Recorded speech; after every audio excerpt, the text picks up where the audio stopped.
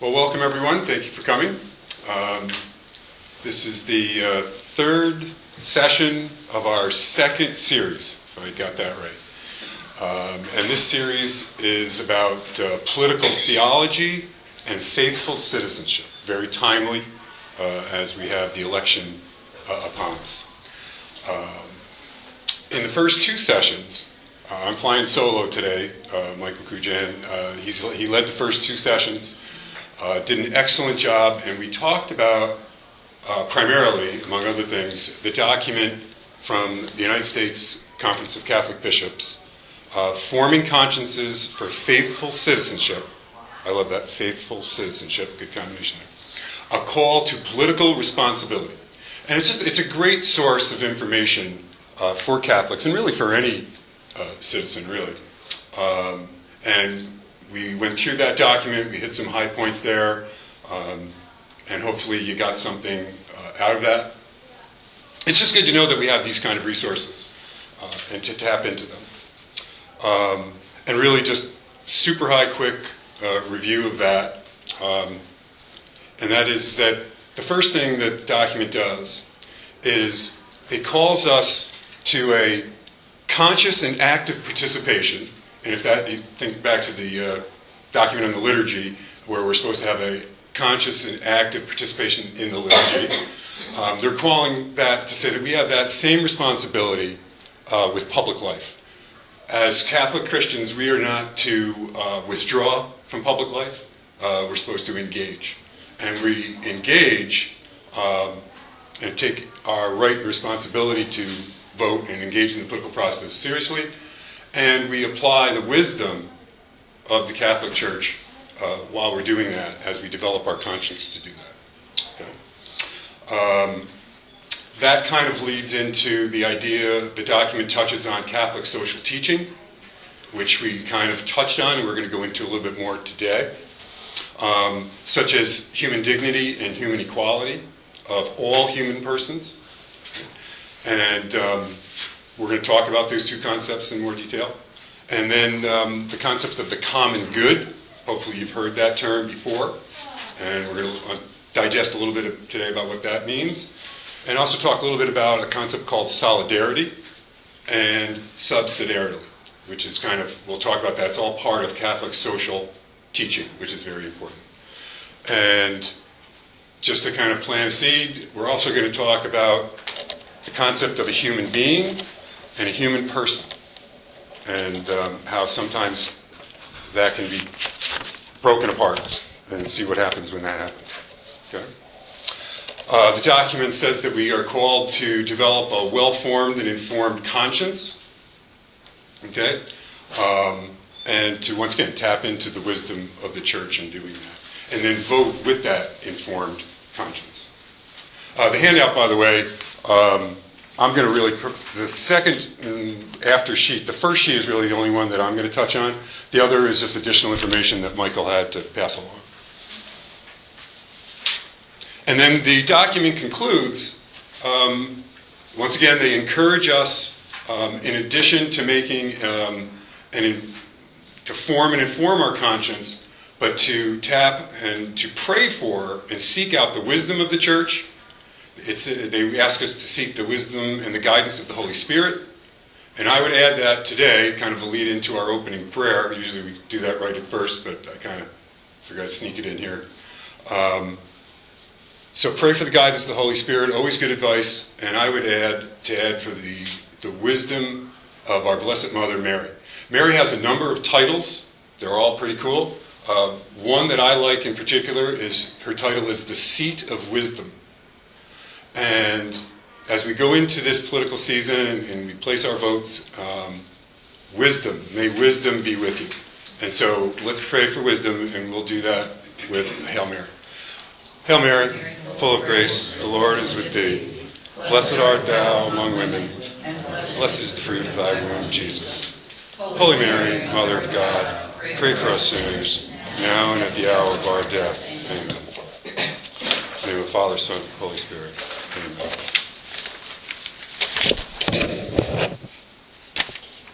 So may the wisdom of the Church and the wisdom of Mary help to inform us and so that we can be responsible and faithful citizens. I love that term.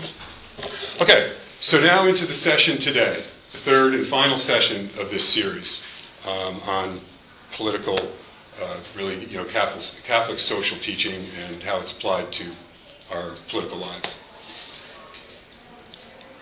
And the question that they pose for today's session is, what does religion have to do with politics?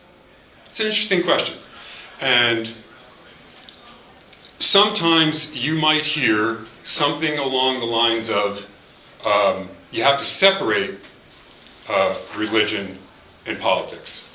And that you kind of have to check your religion at the door before you enter into the political realm. Fortunately, not everyone sees it that way, but there are some that do. And so we're going to consider today a little bit about the relationship between secular politics, if you will, and the Catholic religion, our faith. Okay? And the way I want to frame this is a little bit different, because I want you to think about the Catholic faith, our faith that we share, not as a kind of limited view of religion as this kind of organized group of people who all think the same way, or whatever kind of caricature you want to make in that regard. What I want you to think about our faith as, it's really the system of values, it's the framework that we use to find meaning in our lives, to identify the things of value, the things that we place value on.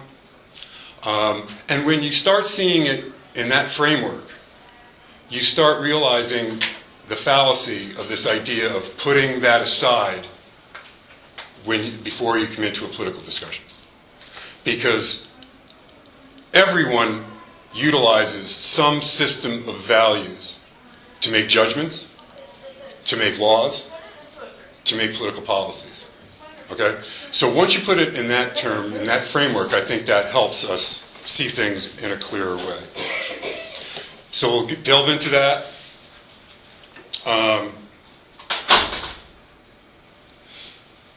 And we're also going to talk a little bit about the underlying principles of our democracy and where they come from.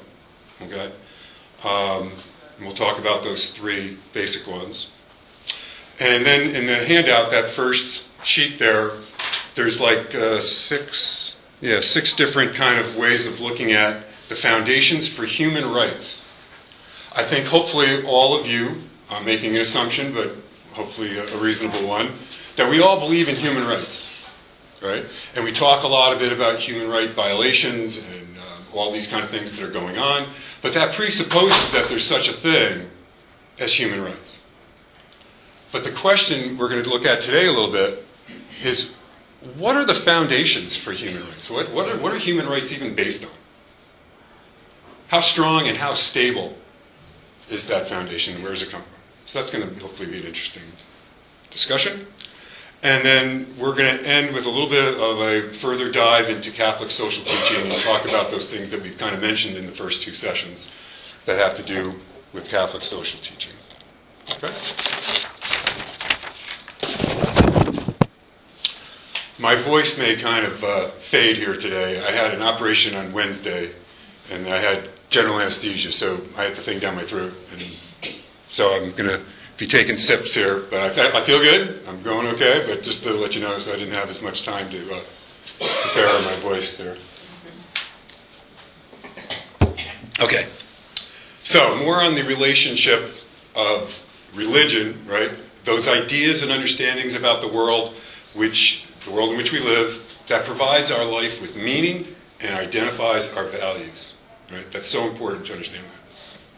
And then politics. The way I would define politics is simply that system that we use to determine how we're going to live in society, how a society is going to be run. Okay? So those two things kind of dovetail.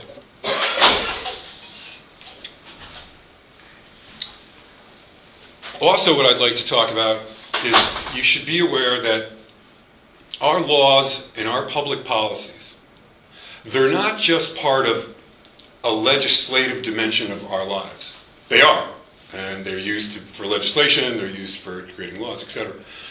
So there's a legislative dimension, but there's also an educative dimension to our laws and our policies. What do I mean by that? They basically represent, they implement, and they teach citizens what our society values, what it wants to promote, and what it won't stand for, right? And it's inculcating the citizens with that. That's what our laws do. I mean, most people, I think, hopefully, because hopefully it's true, that they think, well, if it's against the law, it's probably not a good thing to do. And if it's legal, well, it probably must be kind of okay, right? I mean, that's a general framework. But we also know, when we think about it a little further, we realize that that's not always the case. But hopefully, ideally, it usually is. But so there's an educative dimension to our laws and our policies that we do. Okay. And there's also a moral framework involved in our laws and our policies, right? So where does that moral framework come from? Well, in general, it comes from that system of values that people bring to make the laws and develop the policies, right? So there's a moral dimension and moral framework that we're dealing with. Okay.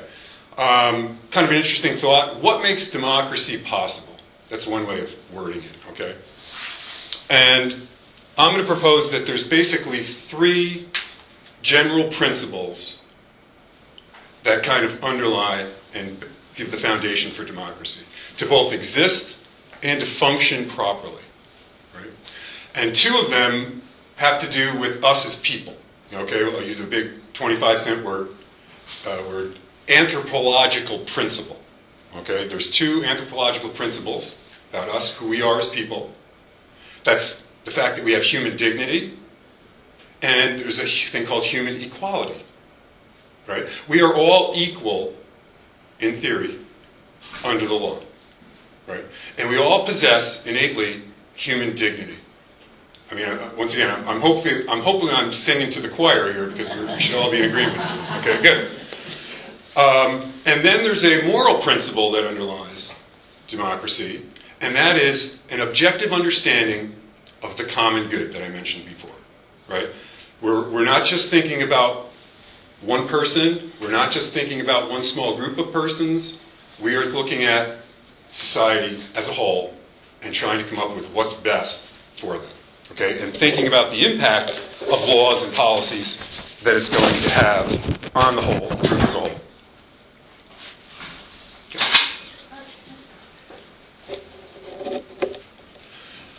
So when we talk about things like human dignity, human equality, let's look at those anthropological principles first, right?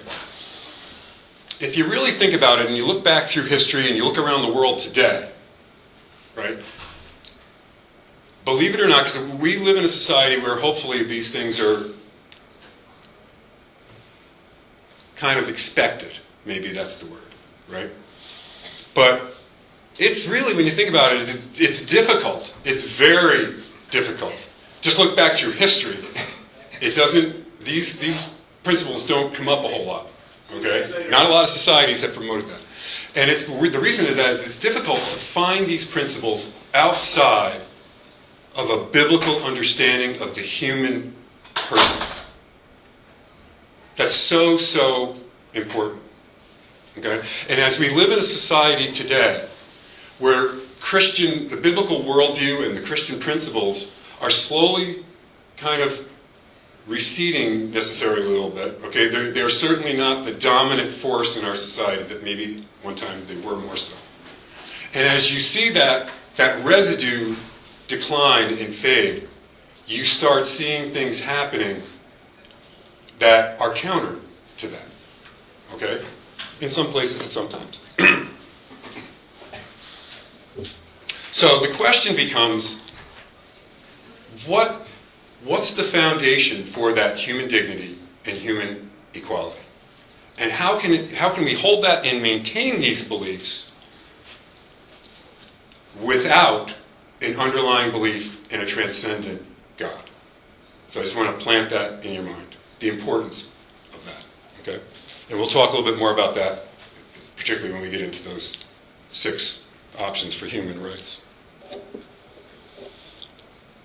Now, I should also point out that the Christian faith, the Catholic Christian faith, it establishes the foundation for our democracy and our representative republic that we live in. So it's an ally, if you will, for that. But it can also be a very harsh critic when things start to go wrong. And we're also going to talk a little bit about that. Okay. What could possibly go wrong with human dignity and human equality and the idea of the common good? What could possibly go wrong? Well, I'm not a history person. I have a couple of different degrees. I have a degree in theology and I have a degree in computer science. I'm not a history person, but I like history. I'm not a political expert, right? So excuse me, and I apologize as I go back and do my very rudimentary history background here. So if you know more about it, great, you can fill me in. So I just want to, kind of within the framework of human dignity and human equality, let's do a little dive into history, okay? Let's start with, and keep in mind what I mentioned before, that seed that I planted about human being and human person. And that from a Catholic Christian perspective, they're one and the same. Please let me be perfectly clear about that, right? Human person, human being, one and the same. Well, let's see what happens sometimes. History lesson. Slavery in the United States. Back pre-Civil War, let's say. Okay? There were laws, and once again, I'm not an expert, so please, if anyone's more knowledgeable, help me here. But there were laws that basically said that black people from Africa who were brought in were not fully human persons. I don't know if they denied, I don't know enough to say that they denied that they were human beings, but the law basically said that they were property. Okay? Not different than a mule or a horse or even a table or chair. They were property. Right? And so therefore, they were not human persons who are entitled to rights under the law. And once again, I'm theorizing here, but there were some people, no doubt, in the South who embodied that view and therefore had no moral problem with mistreating these people in whatever way they desired. Okay, there's no shortage of examples of that. And I'm sure there were many who treated their slaves very well, but they were nevertheless, they were slaves. Okay. So once again, you had laws. So technically, they weren't really breaking the law in the South. They were abiding by the law. But the question becomes, what kind of law was that? Okay, so that's one. Women. I see some women in the audience here. Great. I have fondness for women. Up until, once again, my history's a little light, somewhere around 1920, so that number sticks in my head. Sometimes numbers do, sometimes they don't. Women's suffrage movement. Women lacked a number of rights that men had in our society, and then they were granted the right, equal rights, to vote. Very appropriate for our time right now. See, you guys all now have the right to vote. Isn't that great? Absolutely. Utilize that right. But legally, they didn't have that. And then we start to realize, well, that's not right. So we corrected the law. That's a very interesting concept. We have a law, but then we used outside information to change that law. Okay, and women gain the right to vote. That's good. I think we're all fine with that anyway. Moving forward a little bit, we always use the example, of course, of Nazi Germany, right? The German legal system, once again, I'm not an expert, but from what I understand, the German system was one of the premier, most respected legal systems in the world prior to that time when they made some changes. And so the legal system changed, and it basically, with regard to Jewish people, they basically said that Jewish people, for all intents and purposes, were not fully human. They lack something. So once again, we have a separation between human being and a human person who deserves rights and privileges and protections under the law. And we know what happened there. Not good things, right? Okay. But once again, the Nazis at Nuremberg, they used an argument. We were just following orders, and we were legally doing. We were not breaking any laws. And if you remember, what did they have to try them under? Crimes against humanity. What? Really, a higher law. Interesting concept. Where's that higher law? Where's that come from? Think about that. Moving forward a little further, Martin Luther King in the Civil Rights Movement, right? They put him in jail multiple times. And one time he was in the Birmingham jail. And he wrote a letter, a very famous letter, from the Birmingham jail, which is called the Letter from the Birmingham Jail. Cleverly named, I like that. And now, King was a Baptist minister, a very fervent Christian. He applied Christian principles. But what's interesting to me is that in that letter, he criticized the laws of the South that were discriminatory. And he referenced a friend of mine, not a personal friend, Thomas Aquinas, St. Thomas Aquinas. And so now we have a Baptist minister referencing Catholic doctrine, represented, of course, by St. Thomas, about an unjust law being an unbinding law. And in fact, a law that needs to be changed and overturned. Okay? Once again, I'm just trying to show you. Now so when we talk about the relationship between faith and politics, that's a great example because we have a Christian minister utilizing knowledge of faith, principles of faith, to address and correct politics. Okay? And of course, some of the abolitionists with slavery used the same kind of framework. And lastly, more currently, we've kind of gone through the 18th or the 19th and 20th century here. Abortion law, right? Obviously, a very hot topic, one that we still are debating today. And there's a lot of discussion about it, but I think if you get to the very bottom, I don't think too many people deny that there's a human being in a mother's womb. What the question sometimes becomes is, when does it become a human person, worthy of legal protection and certain rights? Okay? And I'm not here to debate. I'm just saying that this is kind of the framework. And when you hear about different points in time that people will argue or propose as lines in the sand that draw, these are arbitrary. They're all arbitrary, regardless of what you think of them, they're arbitrary.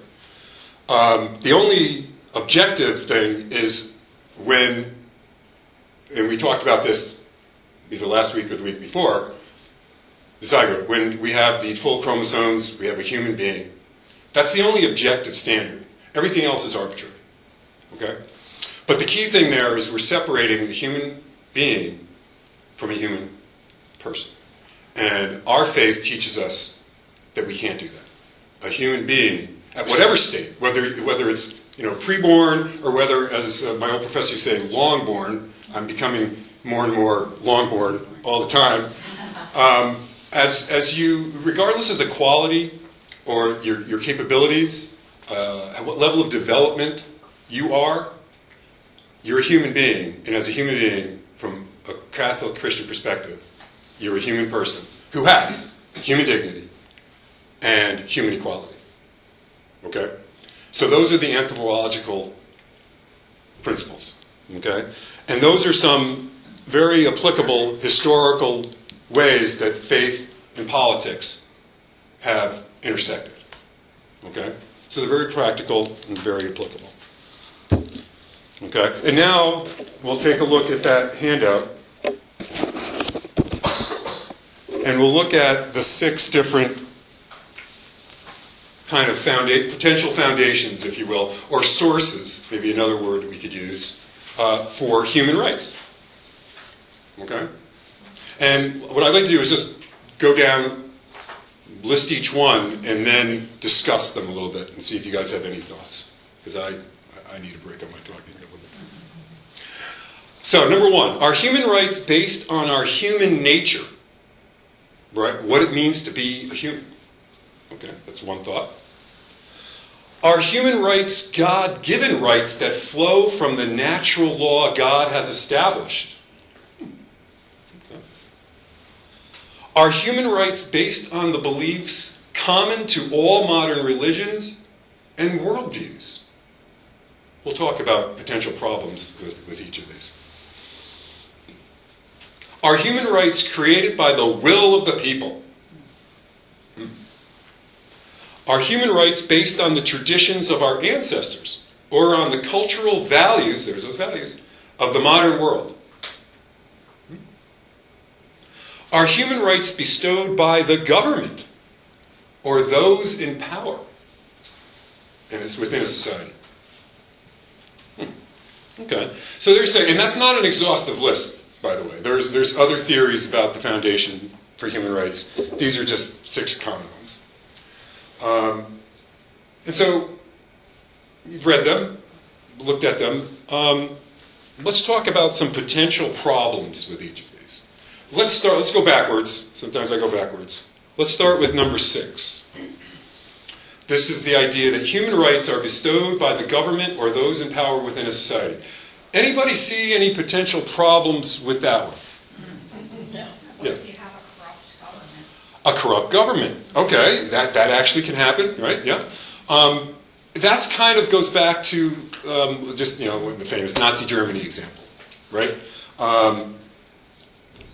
If he giveth, he can take it awayeth, right? Yeah, that's not a particularly good foundation for human rights, I would say, right? Because it can change, flick of a pen, just a very quick deal, right? Okay. So that's definitely got its problems and limitations. Are human rights based on the traditions of our ancestors or on the cultural values of the modern world? Well, that sounds like a jumble of words. Any thoughts on that? Do you see any problems? Anybody see any problems with that one? Yes? I would say that they adapt over time.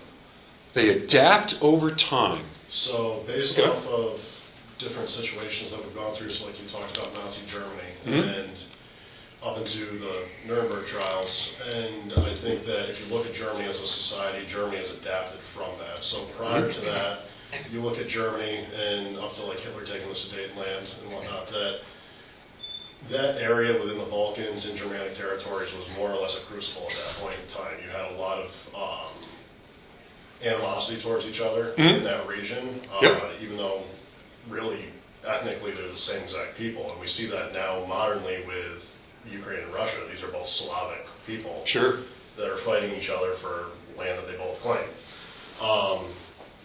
So I think that's a good example there of not really adapting based off of the past, but I see like in our society, we tend to adapt moving forward. So, and you talked about slavery, and if you look at a figure that I'm sure everybody's familiar with, Thomas Jefferson, so you can see when he was, it's documented that when he was authoring the Declaration of Independence, he fought with the idea of freeing black people in society. And at that point in time, he possessed the power to be able to write that into our law from the beginning. And then when you look at Jefferson going forward through his life, he fathered 6 illegitimate children with one of his slaves, and in that time period only freed 2 of them. So, but then you move forward less than 100 years to somebody like Abraham Lincoln, and under the Emancipation Proclamation. So one point that you made was slaves in the South, but slavery was an issue in the country as a whole. Sure. There were slaves in the North as well. And Southern slaves were more of a necessity, especially For their labor. as far as right, plantations go, their agriculture, their how they made their money. And we've adapted from that. And I think that it's a slow adaptation in our country, but we've definitely improved upon it. Yep, no, that's an excellent point. But the underlying principles of human dignity and human equality precede it, but it's like they have gained a deeper and better grasp and appreciation for those principles over time. In some instances. Ideally. Yeah. Ideally, right, yes. No, that's an excellent point. So that's how it actually plays out in certain groups or certain societies and certain people, how they become to embrace those principles more fully and appreciate the value of them as they see the problems when those principles are undermined. But the principles themselves still remain. So we'll take a look at the next one. Are human rights created, are we on number 4, by the will of the people? Okay. Any thoughts on some potential problems there? How do you determine the will of the people? Is it by a vote? Is it a democratic kind of a thing? I would say not created. I think the rights are there. But Good whether point. they're going to be enforced, it's the will of the people that enforces human rights. Or not? Or not. Yes. Yep. Okay. But as far as a foundation for human rights, the will of the people, you know, the classic example is if 51% of the people vote that the other 49% are going to get tossed out or executed, is that a legitimate, you know, it's a will of the people in a sense because it's the democratic majority, but is that legitimate? Is that a foundation for moving forward in action? And I would hope in that particular case we would all agree that that's not. So that would invalidate that as a good foundation for human rights. Next, are human rights based on the beliefs common to all modern religions and worldviews? Any thoughts on that? Absolutely not. No, I mean, when you use the term beliefs, that makes it even muddier. And when you use the term worldviews, that opens it up. Because if you look at the historical religions, the moral frameworks that they subscribe to are different, but they differ far, far less than the belief systems associated with them, right? So morally, there's a lot more commonality, all right? But when you look at common to modern religions and worldviews, it's very difficult, I would say, to come up with any standard, if you will, based on that, because they are very diverse. Are human rights, now we get into a couple more interesting ones in my opinion. Are human rights God-given rights that flow from the natural law God has established? How's that sound to people? Are we getting, do you think that's a little closer to the mark? Better. Okay. What would be a potential problem with that one? People would Yeah, or that, this whole idea of God giving, I don't believe in God kind of concept. So that can be a problem with that one. I kind of like it, but yeah, there's a value there, but there is a problem there as well. Okay. Yeah, I think it's a presupposition that everybody believes that that God established a natural law. I mean... Yeah, and that assumption isn't necessarily correct because not everybody buys into that. Right. So I think that would be the problem. If I had more time this week, I would have come up and researched these things and come up with better arguments against them, but we're flying by the seat of our pants here. So yes, I would say that would be one problem that's a classic problem with the God-given rights thing. And then the last one, are human rights based on our human nature, i.e. what it means to be human? Any thoughts on that one? Yes. This, a lot of these questions makes me think if they were to be rephrased, I'd be more comfortable with that. Okay. Should they be based? Or should they be? I mean, in a perfect utopia, it feels like a lot of this... You don't live in that perfect utopia? No. That's the whole problem, in the uncomfortability of Yeah. the whole arena of political decisions. Yeah, no, absolutely. It's one of the things I wanted to take away from this little exercise is just the difficulty involved in establishing really firm foundations for human rights, and that's why it's an ongoing problem. And I think that first one, that would be ultimately really the closest one to a Catholic position. And that is it's kind of a merging between number 1 and number 2, because in number 2 they mention the natural law. And natural law arguments are primarily philosophical, not totally, but primarily. And they can be the best bridge between theists and non-theists and different perspectives. And in different times in history, natural law has enjoyed greater or lesser acceptance among different peoples in the world. But we tend to come back to it over time because I heard a discussion a while back, I don't want to talk about how long ago, Alan Dershowitz, he's a famous lawyer, he's a Harvard professor, and he's on TV sometimes. But he had a little round table, and they were talking about human rights. And they all negated all of the arguments for human rights. But their end theory was, but we need them, and we have to have them, and we have to live as if they really had a firm foundation. And I thought that was kind of a cop-out. But it also points to a truth that maybe they just weren't willing to acknowledge. And that is that they are there. And there's a reason that they're there. They just are not acknowledging that reason. And that is God. And we talked about Thomas Jefferson down in Charlottesville, the University of Virginia, and the Declaration of Independence, the great reference and great lead-in. I just want to read to you very famous words that Thomas Jefferson wrote in the Declaration of Independence. And you've probably heard them before, I hope. Okay. We hold these truths to be self-evident. And we're going to talk a little bit about what that means. That all men are created equal, and they are endowed by their Creator with certain inalienable rights. That among these are life, liberty, and the pursuit of happiness.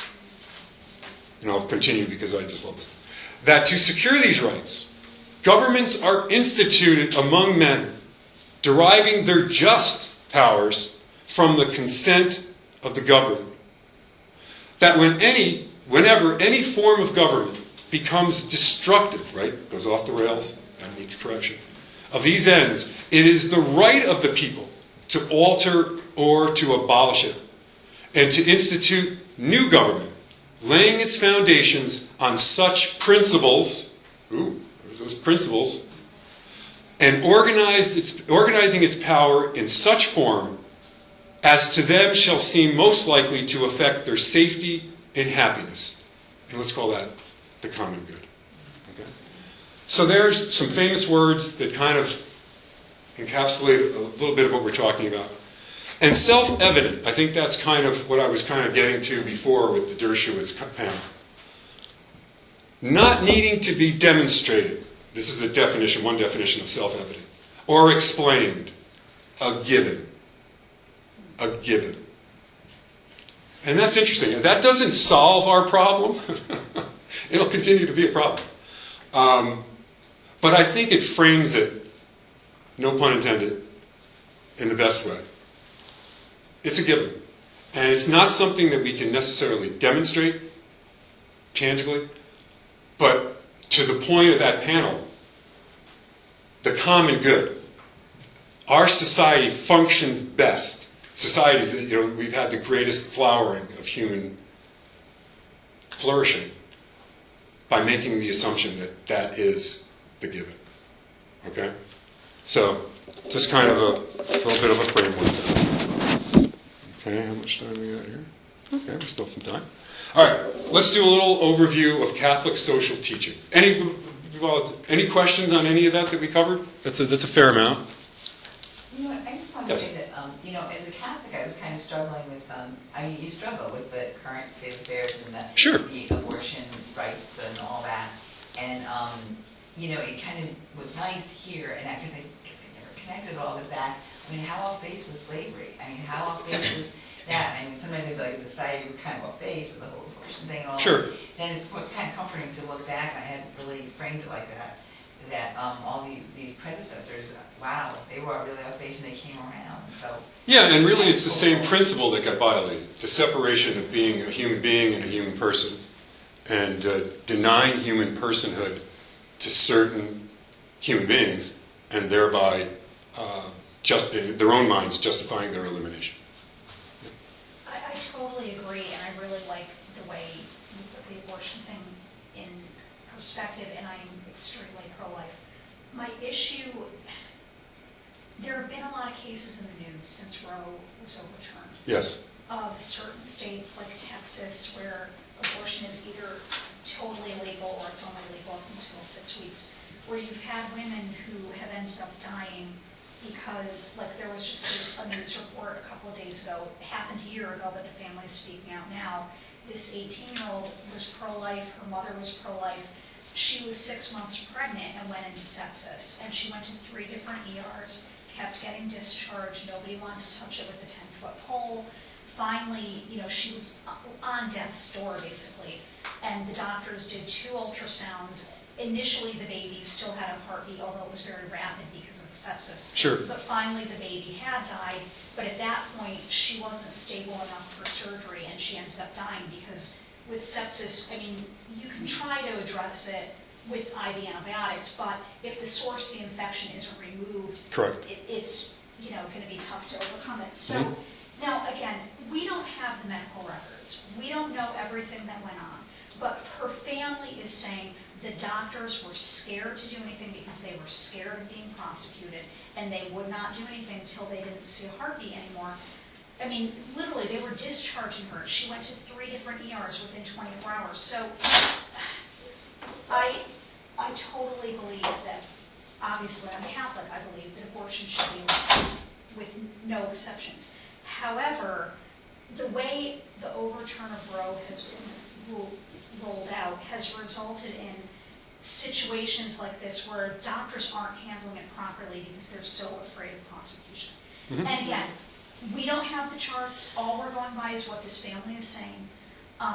It could very well be that people who are pro-abortion are manipulating this, misrepresenting it to see that's what happens when you make abortion. Mm-hmm. Who knows? Sure. We're never going to know the story. But I still think that the way the laws are written, there's a little bit of a problem if something like this could happen. You know what I mean? Mm-hmm. And I know the Catholic Church would never say that woman should have been denied care. they would have said, we don't want to intentionally kill the baby.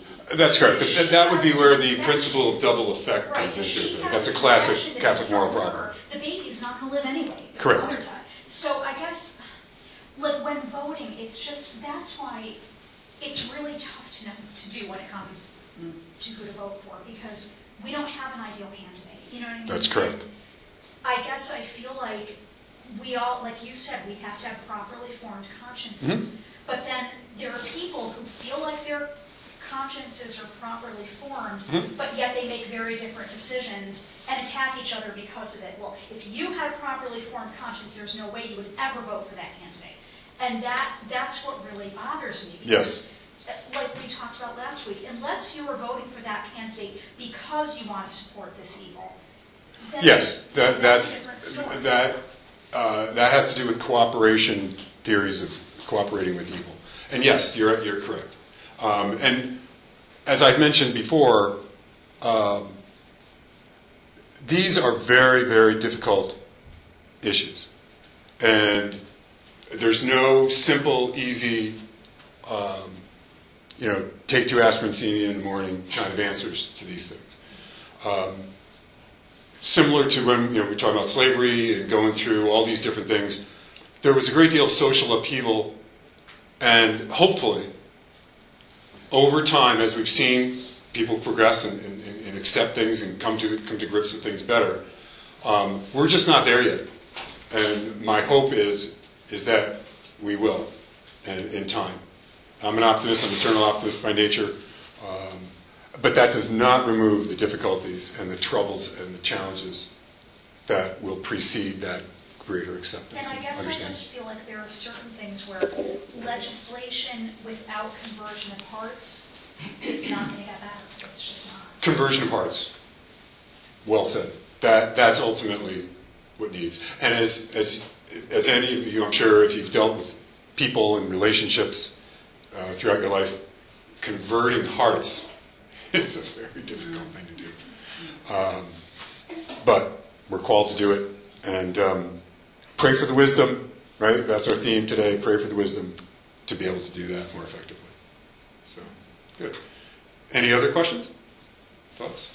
Well, Yes. it's just, getting back to the abortion issue, Yep. it just seems to me, though, that the quote-unquote wiser we become as a nation on the abortion issue, when it started out, it was limited and in rare cases, but now it's expanding. It's an epidemic. And it seems as though between that and the religious liberty, the church being under attack on so many levels, that's my concern, is that, it's just going to keep expanding. And where is this going to end? And are Catholic hospitals now going to be forced to... Yeah, those are very good questions. Well, I don't have quick answers, but what I can say is pray and trust in God.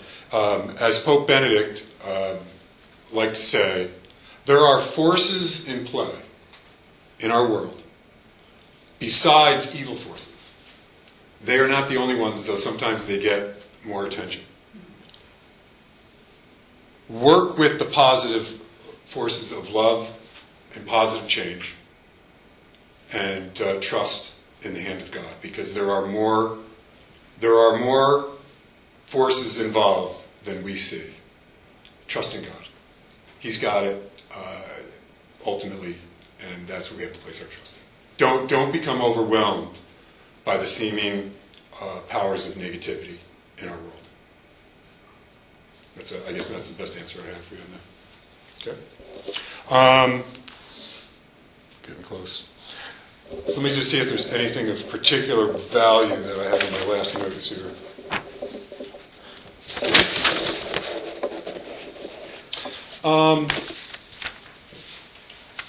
The last one. I've always had a tough time dealing with this word for many, many years, and I can never really pronounce it.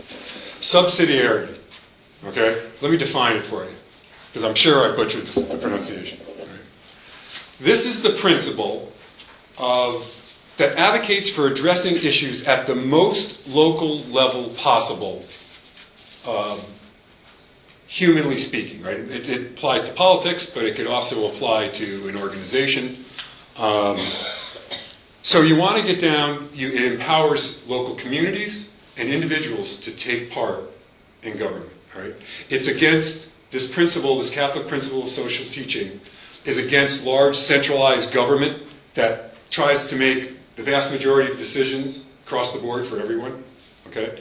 It aligns with democratic ideals of participation and decentralization, fostering civic involvement at the local levels, okay? Subsidiary is the principle that decisions should be made at the most local level possible, ensuring that higher levels of authority only intervene when necessary. Okay? And I guess sometimes that, in our political speak today, we'll call that smaller government. Okay? So, but that is the principle, the Catholic social teaching principle, that would basically support that kind of perspective. Okay? So the Catholic Church is more on the side of states' rights, the states having more power versus the federal government having more power? Yeah, I would say. But once again, it's this whole structure of going down to the lowest level necessary to make decisions. And I just think that tends to be a good practice. And then only going up a level, if you will, when necessary. And I know in my management days, before I became a retired bum, that's the way we operated, right? You don't want the CEO of the company making the decision about whether the clerk should, put the papers on this side or that side, right? I mean, it's common sense in that sense. Okay, so it avoids overreach, that kind of thing, which is good. And then the other social principle is solidarity. Now, if you remember, back in Poland, Lech Wałęsa had a thing called solidarity. That's Pope John Paul II days. Once again, that was the application of the Catholic social teaching principle of solidarity. Right? We're all in this together, right? And what affects one affects the other ultimately, right? And that just makes sense. We are. As a society, we are all in this together, whether we like it or not. That's another Catholic social teaching principle.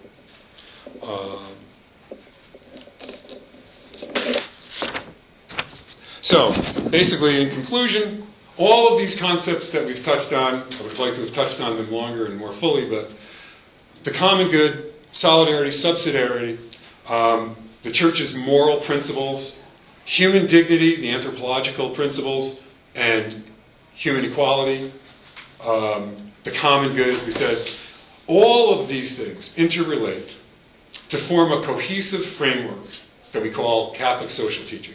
And if you haven't read anything about it, look into it. It's a gem. There's just so much good stuff there. It's what I would call applied theology, right? I'm a computer science person. That's applied math. I like applied, right? Catholic social teaching is applied theology. It's like the real stuff for everyday living. Okay, so look into it if you haven't already. And together, all these principles of Catholic social teaching, they advocate for a society that respects individual dignity while fostering communal responsibility. Individuals, community, let's all work together, right? And the guidelines that we've talked about throughout this series, right? They encourage a holistic approach to citizenship. It doesn't necessarily tell you specifically who to vote for, but it gives you a framework in which to think through and try, as best you can, to anticipate what the policies and positions that these candidates at different levels of politics hold, and what is the impact on the common good. We often think about ourselves individually, what's this going to do to my pocketbook, or how's this going to affect my life directly or indirectly? The Catholic Church asks you to, yes, inevitably we can't, self-preservation is a very strong feeling, but to expand beyond that, to really think about what is it going to impact the common good, the whole society as a whole. And that's no easy trick, right? I mean, I'm not saying that's easy. But to keep that in mind as you're doing that. And hopefully, those, what we've provided here in these last 3 sessions have given you some food for thought, and particularly going through the bishop's document, giving you a better framework to go out and place your vote with a Catholic conscience, a well-informed, informed Catholic conscience, and that you will do so responsibly, and I encourage you to go out and exercise your right to vote. Thank you so much for coming. Thank you for those of you.